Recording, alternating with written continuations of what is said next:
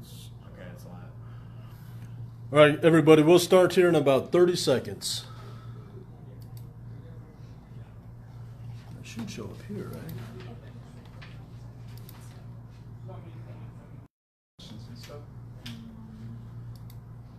Brittany, are you seeing it on yours? It came up, but then it went away. It did go away. Let's see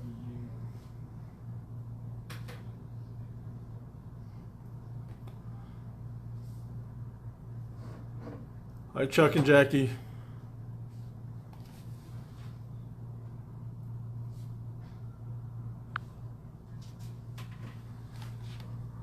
With your phone too? Yeah. Okay.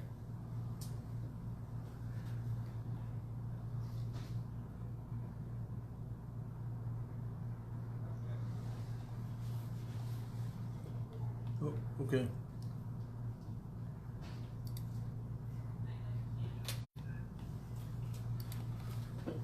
Okay, I've got it. Are you up, Brittany?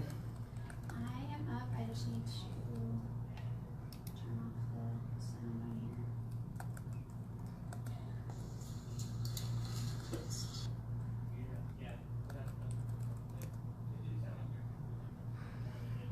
You guys want to do a sound check real quick? Sure. Can you hear us? Yes, test. Chuck and Jackie said we can hear and see you guys great. Okay. All right, well, let's go ahead and get started here then. Okay. Hey guys, welcome to this week's Tri-State Live broadcast in Phoenix. My name is Brittany from the recruiting team, and we're excited to have everyone join in. However, if you are driving, please revisit this page at a later time. We'll have this broadcast up for the next 72 hours. Today we have Executive Vice President Russ Thompson. Please send any questions you have in that would be useful to have Russ talk about today, and we'll get them answered for you. Russ? Thank you, Brittany, and thank everybody for attending and for our second Facebook Live. And what I want to do today is spend a little bit of time on our company profile. I want to walk through some metrics that we've really never shared with you guys, and then talk about some things that we're working on. I think you're going to find out that we got some good things coming. So first off, hope you can see this behind me. We've got a little PowerPoint. A bit about our profile. We're the leading transporter of high security, high value freight in the U.S. Asset-based carrier, meaning we own the trucks or we have owner operators in the trucks, but we're not a logistics company, with 450 power units and 350 teams. As far as teams go, it puts us one of the biggest team operating transportation companies in the United States. We've had rapid growth. In 2011, we only did 28 million, so we'll do 170 million this year. 3.5 years ago, we had 120 trucks, and now we're at 450. So lots going on. We're happy with the sector that we play in high security, high value, and I'm going to talk a little bit more about that here in a few minutes.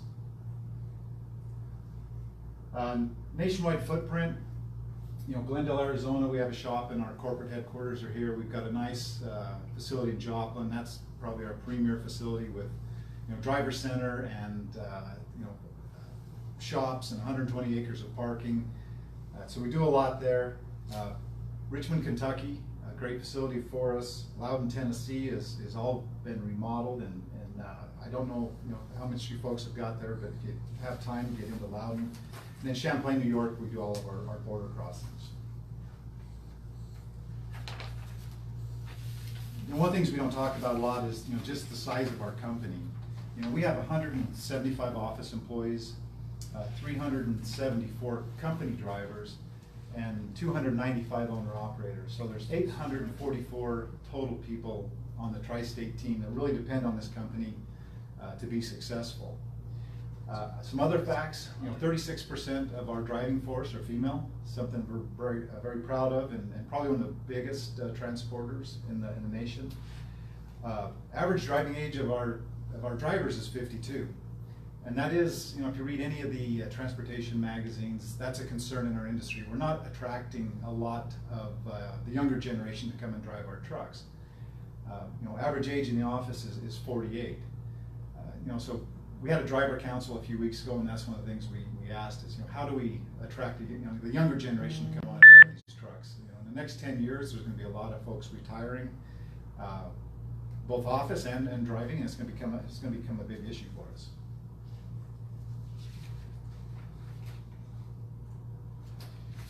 Talk a little bit about our tractor and trailer fleet. We operate a total of 442 trucks.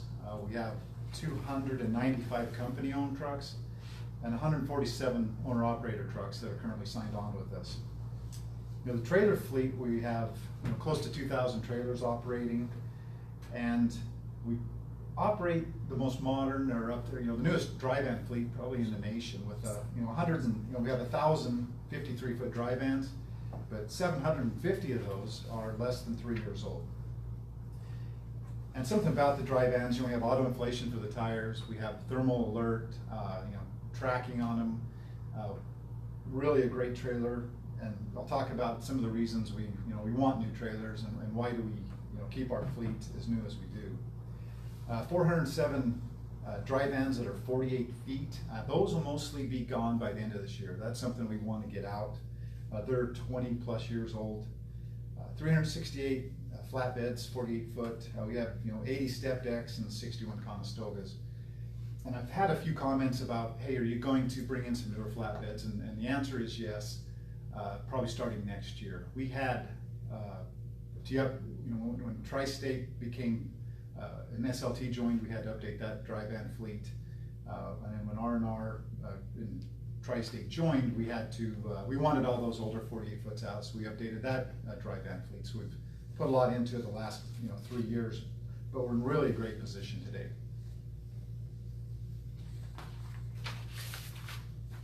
A little bit about our truck fleet.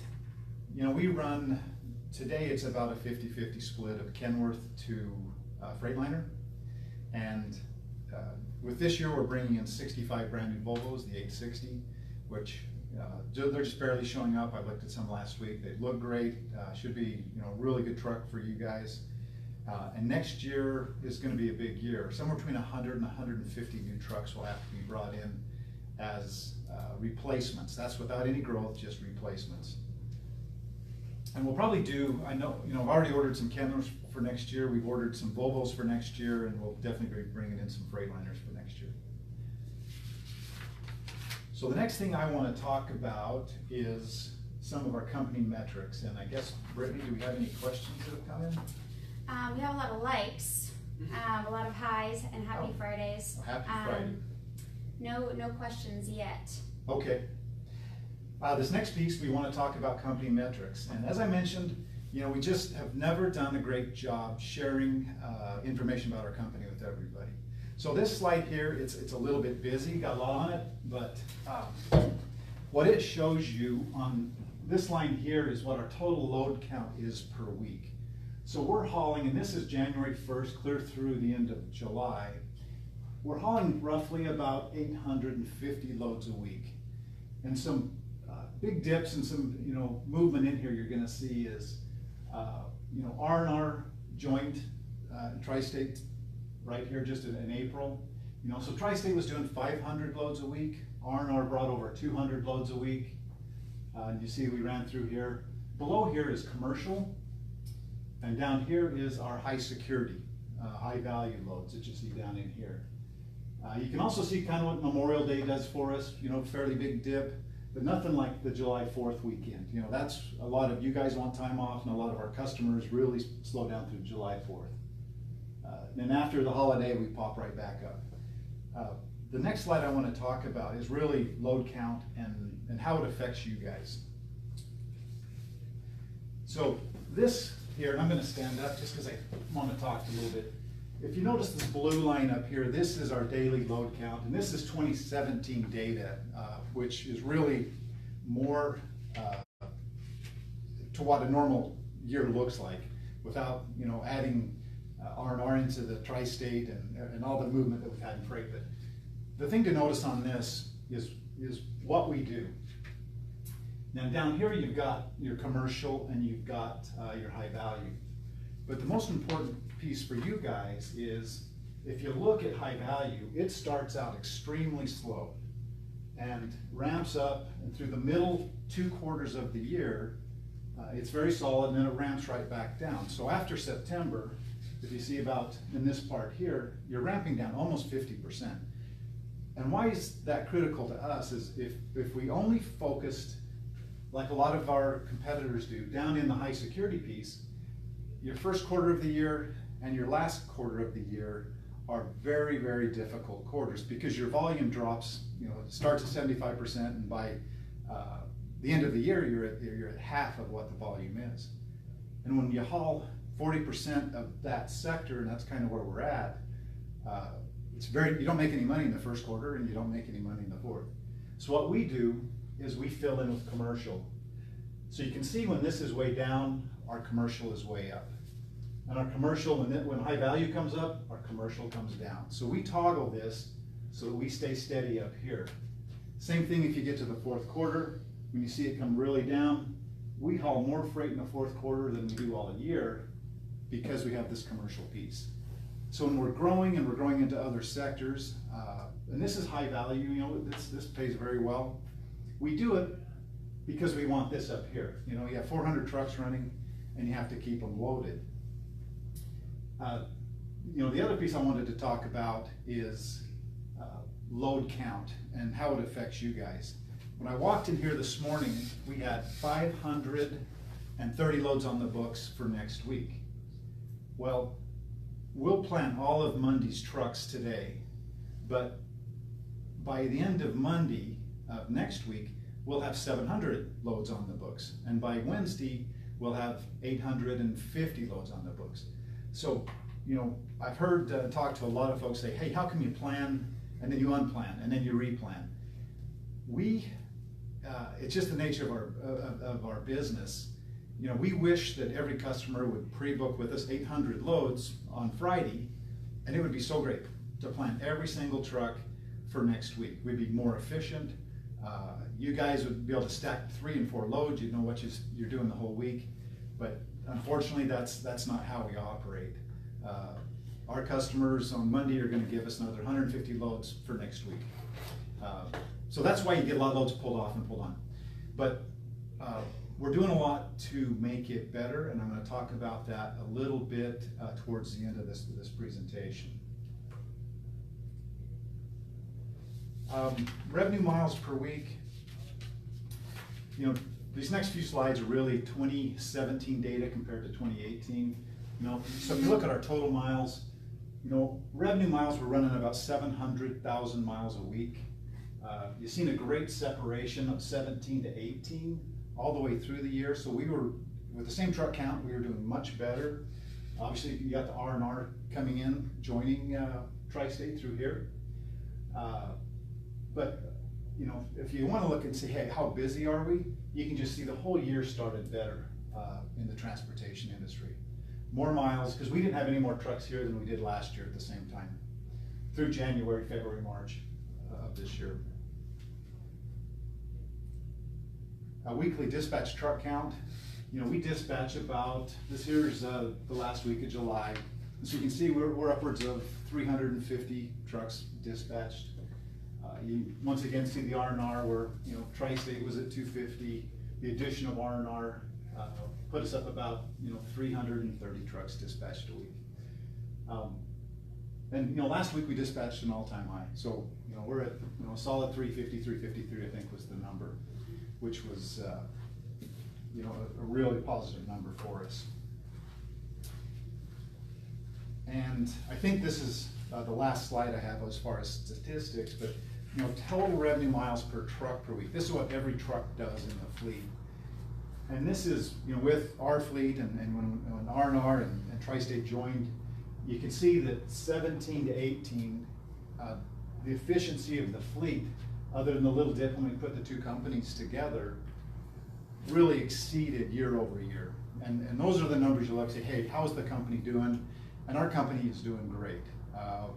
It's the most profitable year we've ever had, and we don't see it slowing down. We're in a really robust market, which is good news. And the metrics that we're running the company with and some of the software we're using to dispatch and plan really helps up in these numbers. You see the last week, we ran 200 more miles per truck per week through these last 3 weeks. So really a great year over year improvement on the fleet. That's the last of the metrics, and I want to move into some things that we're doing to improve for you guys. But with that, I guess, is there any questions? Yeah, we do have a question actually. From Douglas Gonzalez. He'd like you to reference fuel prices for our owner-operators. He says, is it possible to get notified of current fuel prices throughout or along our routes so we can determine where the lowest fuel prices are? And the answer is yes, very, very soon. EFS is building it for us, so I know, especially at R&R, they put out fuel pricing on a weekly basis, or per load, I think, daily basis.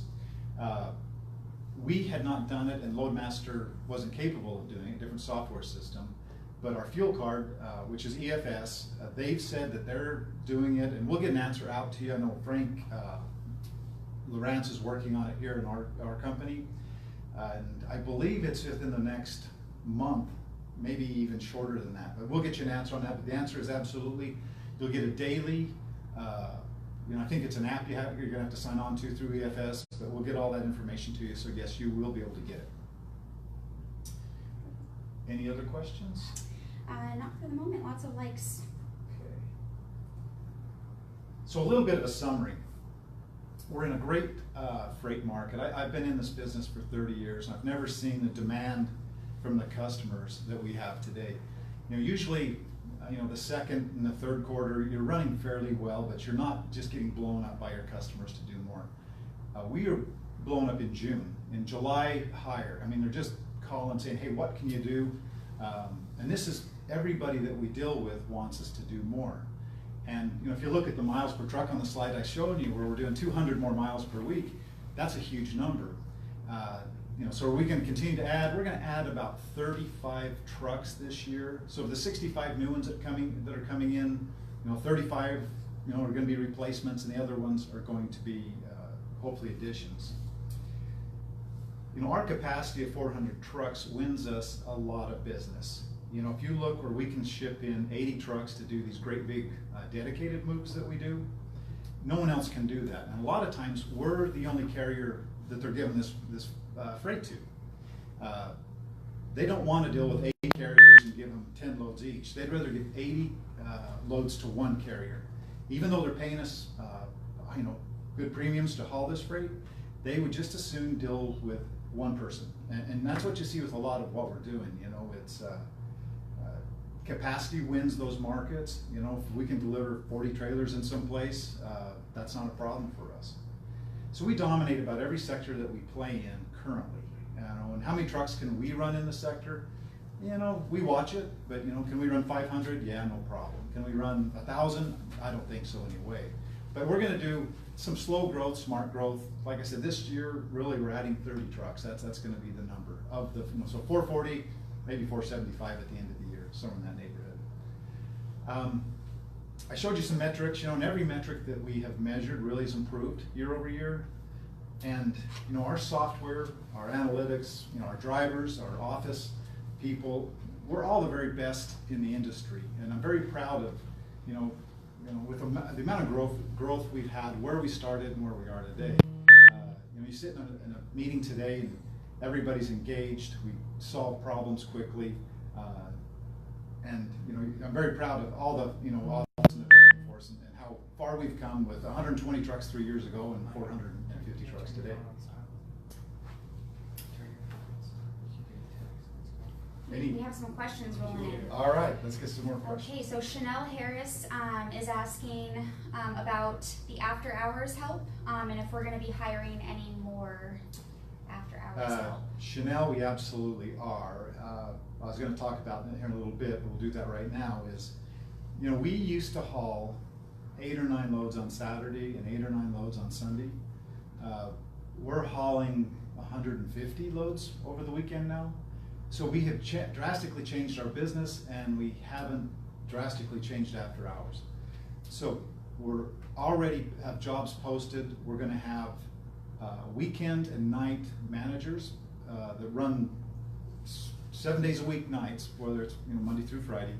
But weekend, Saturday, Sunday management, and they'll be capable of dispatching, planning. If we have to have 4 people on days and we think we do some in that neighborhood, that's what we're going to have. Same thing on nights. So we know that we have got outgrown on that piece. I'll tell you that I think we'll have it addressed. Wade Fackrell, who runs the Western office, and Vonda Cooper, who's out in Joplin, they're working, and I know this week together, to get these additional positions filled. And we have not put the amount of resources there, and we haven't given them the authority to make all the right decisions. So we'll have that done, and like I said, it's in process, and we apologize. This came up in our driver council as well. Awesome. Eric Matthews commented, he's asking, is it possible to raise the amount of money owner-operators are allowed to save in their maintenance account? There are some legal things that surround that, and the first one is we have to pay interest on the money that you put in. So, we want you to have enough in there to cover tires. We want you to have enough in there to cover big maintenance events, but it's difficult for us because we're not a bank, and it's hard to track interest payments that we have to pay on accounts, because that's how it's treated legally, and that's the only reason we've pulled back on it. If we were a financial institution, it's easy to do. For us, we're a trucking company. Awesome. That's it for now. Yep. All right. So, I think as much as we've got done, and as good as we're doing, we need to get better. And that's really what I wanted to talk to everybody about today. Is, we're a good trucking company. We're not a great trucking company. And I want to give you just a couple of points as to why. We provide very little feedback to our drivers and office team about what's new in our company. If we had a new customer, we should do something like this, and we should cover it with you folks. So it shouldn't be a surprise to you guys when you pull into someplace new. What's the requirements, and who are they, and what's the information that's needed. And we don't, and the same with our office staff, we don't do a good job with our planners and our DMs on the same thing, nor do we communicate how well our organization is doing. So great companies do that.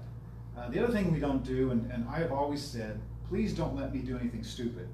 But we probably do a lot of stupid things every day. And if we would listen to what you guys bring back to us and say, hey, you're delivering this customer and he ties me at 12 hours every time I go in there. Hey, that the directions are wrong. We're not hearing those things, and we don't have a great feedback loop for you to get them to us. So we need that input, and that's what great companies do. Like I said, we're a good company. I'm very proud where we've come from and where we're at, but we want to be great. Any other questions?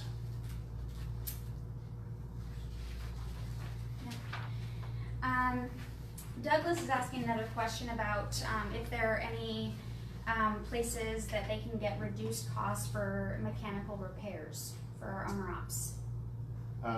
Good question. We do get, like, if you ever go to a PACCAR and go to Kenworth, once again, we probably have not done a very good job broadcasting this. We get a discount on all the parts. All that's passed on 100% to you. So if I'm assuming you're an owner operator. So if you go into TA, we do get a discount. If you go into a Kenworth or a Peterbilt dealership, you get a discount. If you got a Freightliner and you go to Freightliner, you get a discount. And it's automatically put on the invoice. It isn't a back end rebate or anything like that. It's a live point of sale to you. But it's off their normal list price. Is it 15 off or something there? I'm not sure, but I can certainly we can tell you what it is, because we negotiate directly with PACCAR, who owns Kenworth and Peterbilt, and we put those discounts in place. So the answer is, you've been getting one, you just don't know it. How's that? So we need to do a better job communicating those things out. And of course, our shops, we've opened up Joplin and we've opened up Phoenix and a lot of them, so we will do owner-operated repairs for you. We don't ever want to be in the great big heavy repair business, but AC, brakes, those kind of things. Tires, we do a lot, and those are should be very low discounts for you guys. Awesome. All right, I talked a little bit about this. We'll go to the next piece. So how are we working on it, and how are we going to become great from good? And I think, this is the first step. We had our first driver council in Joplin 3 weeks ago, I believe, and we had 5 teams were on the driver council, and I just want to recognize those guys really quick because the feedback we got from them was tremendous and very productive meeting. I can't say enough for them taking the time and coming in. Had a really good dinner with everybody and got to know each other, and it was just a really interactive session. It wasn't, sometimes you go in these and nobody likes them, but this was great and we really enjoyed it. So Frank and Jody Nunez, who's been an owner-operator since 2014 with us, Rod Groom and Mike Terwilliger, we ruined his name in Joplin too. Company drivers with R&R since 2001. We had the Knickerbockers, Randy and Charlotte, company drivers since 2012. Perry and Marsha Warren, company drivers since 2017. And I wanted to thank Perry and Marsha. They were the newbies in the room. Learned a lot from those guys. What you learned was we need to do a better job with our new people coming to work for us. We don't know how complex our freight is, and so you throw someone in that's never done it, and they talked about the need to have mentors, the need to have someone to call that understands every customer we haul for, and really tremendous feedback from them. We also have Robin and Tim Roberts that couldn't make it in. They are on the council, and they do work with everybody on the council. But I want to thank everybody again for what they brought into us. So what we did on this council, and this is how it affects all you guys, and hopefully you can see that we are going to move rather quickly, is we went through and we listed all the items that people had concern on. And I think we ended up with 19 items on this list. So then what you do is you give everybody in the room 7 votes, and you can spread the votes across any one of the items that you want. So you could put 7 votes on one item you're very passionate about, or you could take your 7 votes and spread them across 7 items. And what this does is it helps us prioritize what's the most important things for you, and what are you most passionate about. So the first item, obviously, was driver pay, and it got 24 votes. John Wilbur talked a little bit last week about we're going to have the biggest driver pay increase in the history of our company. So anyway, I am very excited to announce the first part of this is done. One of the things that have come up several times is our performance bonus. We don't pay it over empty miles. We only pay it on loaded miles. Well, effective September 3rd, so just a couple of weeks, we will now pay performance bonus on all miles, both empty and loaded. And what does that really mean? The performance bonus is something when you start you have 4 cents. As soon as you get your clearance, I believe you pick up 2 cents. And then you get a penny every 6 months. So if you've been with us a year, you're probably about 8 cents. So net to you, this change on a 25% deadhead, and that's where we run, is about a $3,000 good guy to you.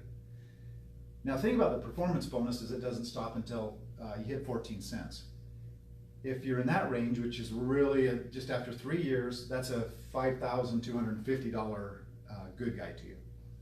So one of the things that came up in the driver council is how do we incent to drive more miles, because we do a day rate plus the performance bonus.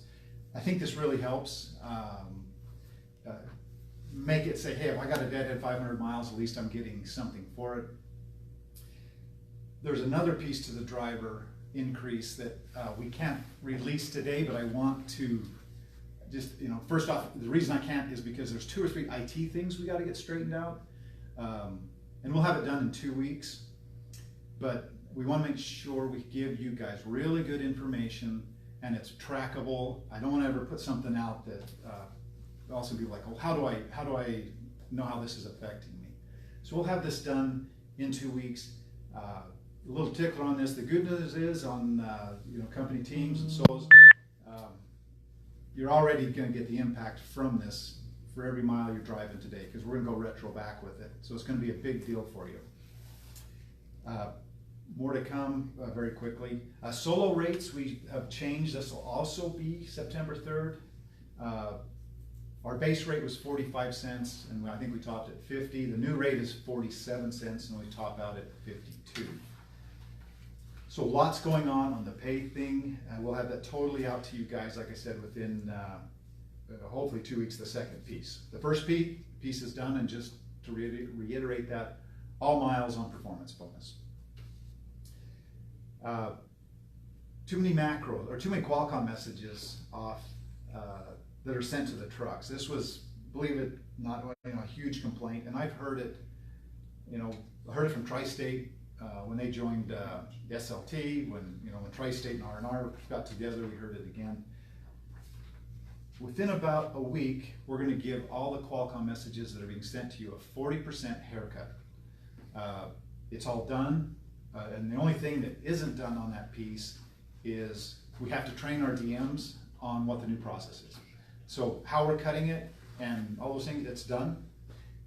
And we'll be, you'll see that quickly. We'll announce that again as far as it's coming out. The 40% less, and this was a complaint off the driver council. As you can see, with 21 votes, it ranked high, so we're gonna fix that. And that's just step one. Let me talk about some other things there. Based on feedback from the driver council and from just operations, how we've been looking at it, on the last week of July, we totally restructured our entire operations team. We used to be split, half of our CSRs reported up through Joplin and half up through Phoenix. And it worked well, don't get me wrong. Vonda, Cooper, and Wade Fackrell, if you see, record miles per truck and record revenue and all the things we're doing, it did work really well. Where we struggled a little bit is when we wanted to improve things. And because we had planning split to 2 people and CSR split to 2 people, it made it difficult for us to do a lot of improvements because each group was kind of stepping on the other group's toes. So effective, I think it was the last Monday in July, somewhere on the 30th, we split them all up. So all of our customer service folks report up through Vonda, as well as the outside terminals. She's also over the Joplin terminal.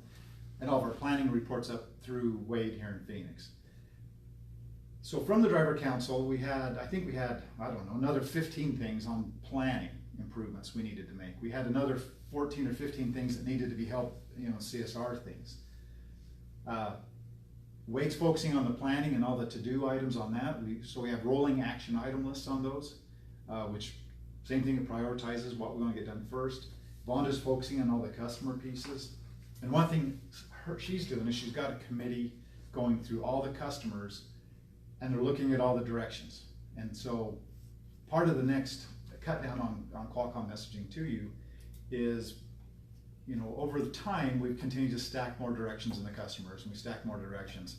All of a sudden, what's in there is no longer valuable to you. So as they go through there, I think you're gonna see another 15 or 20% reduction in messaging that comes over. Here's another piece that we're rolling out, and this will be very shortly. When you do your e-call, we're gonna ask 3 simple questions. And if the answer is yes to any of them, that's all you gotta do is say yes. So the first one is the trailer DOT legal? This is the trailer that you're dropping and ready to reload. If you say yes, once again, you're done. If you say no, then we're gonna put you in a comment thing to say what's wrong with it. As soon as you complete your e-call, that'll go to our breakdown team so that we can go get that trailer fixed. And we tell the customer not to reload. A lot of complaints we get is somebody dropped a trailer, obviously had damage at the time. I go to get it, and now I'm stuck fixing it. So that's the purpose of this piece. Excuse me there. The other one is, were the customer directions and order information correct? If the answer is yes, once again, no other inputs needed from you. If the answer is no, then we want to know why. And as soon as that you say no, they're not correct, that's going to go over to Vonda and her team, where they'll address whatever issue that you've seen in the order and or the customer directions. We have, I don't know, 1,000 customers, or I honestly don't know the number. It's a lot, but we have never really spent a lot of time on continually updating customers, and it's because the volume is so high.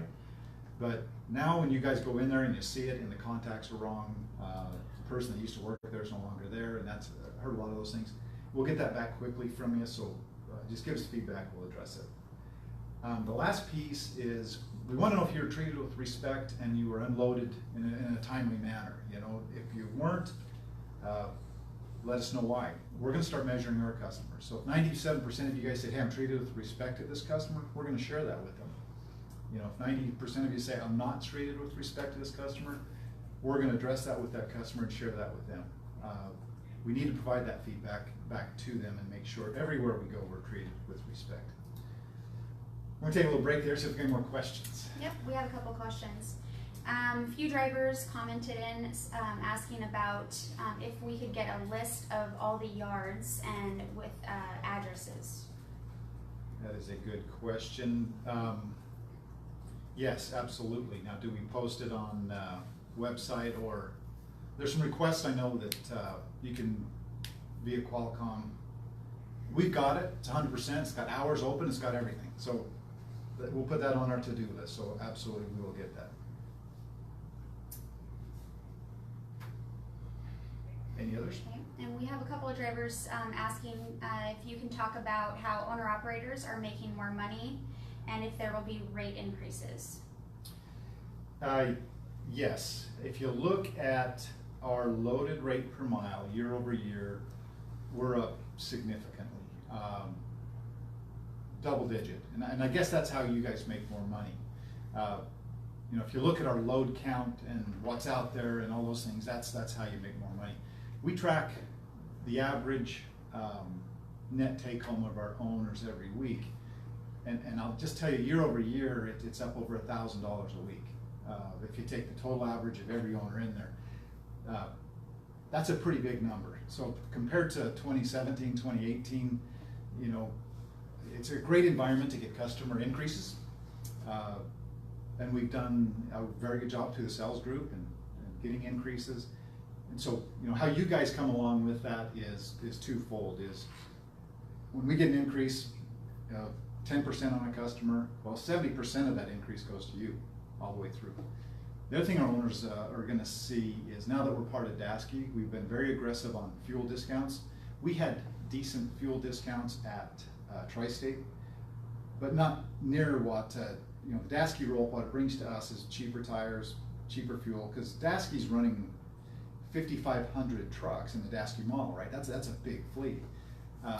They get, you know, so their fuel discounts were substantially better than ours were, running 400. So that's the other piece, going back to the owner operators, is it's you know, I don't know the exact number back, but it's well north of 5 to 10 cents on that. Hopefully that answers. Any other questions?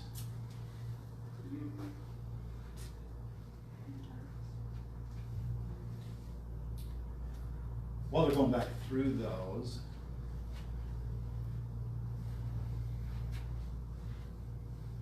what is this one? Oh, on freight. Oh, one of the things that came up on the question is, you know, I think it's from the owner operators. Why do we have to haul all freight? And I just want to talk to that a little bit. You don't have to haul all our freight, but I think it's good to explain to you what happens when you refuse a load with this in our organizations. We've got software behind the scenes that plans the 800 loads on the 400 trucks for the week. So it's looking out there and saying, hey, this is the closest truck to pick up the load, to deliver the load.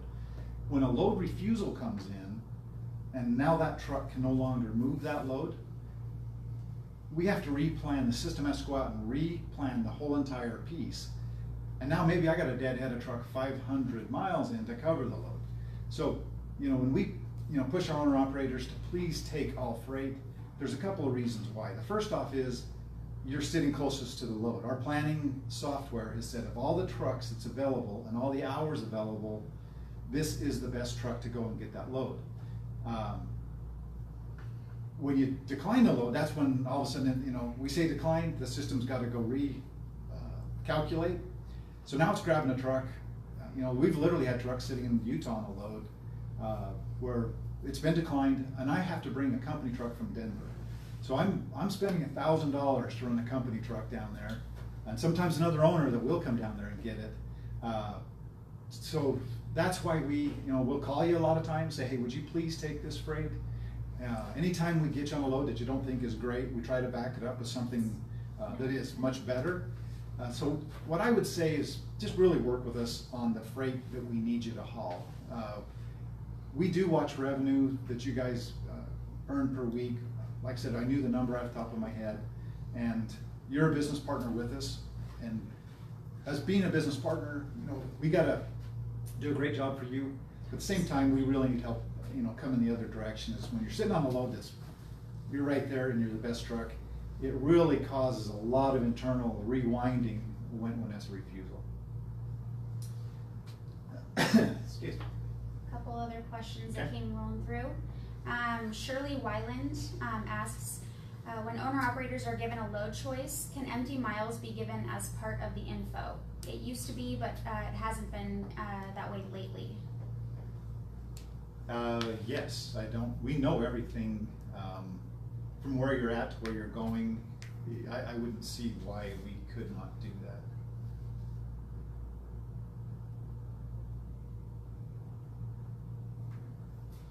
Just for your info, if you look at the owner-operator, if you look at the total company, we had about 24%. If you look at the owner-operators, they're 26%. If you look at the company trucks, they're about 22%. So the blend of the whole company is about 25%. Just a couple more quick things. And I've talked about a lot of it. After hours already came up. Phone issues, that is a big piece. We're working with the driver managers now, reporting differently. They used to report to the planners as, when you guys call, you just want an answer. A lot of times we've said, well, your DM's not here, call back when he is, or they'll leave them a message. That's another change we're doing. When the phone rings, we're gonna get you an answer. Same with after hours, already talked about. Customer issues, bad directions, and the mentor program. But that's really, I think, it for the things I wanted to present. I mean, the main thing is just show you that we hear you, we're working hard to get it all done. And this Friday, Facebook Lives, we're gonna roll it out and tell you the things that we have got done. Any other questions, Mike? One last question from Mike and Alanya Seafried. They're asking if we are able to get new tarps. We've bought a lot of new tarps. I can have someone contact you guys directly, but I know we've bought 50 new sets, I think, so far this year. So yes, absolutely. We know the old Tri-State tarps are heavy, 20 years old and bulky, and causing some problems. So we are buying a lot of tarps. Just if you want to just call me direct, send me an email, I'll make sure that you guys get a set of tarps. Not a problem. Sounds good. All right, thank you, Brittany. Anything else, Mike and team? All right, thanks everybody for tuning in. We very much appreciate it.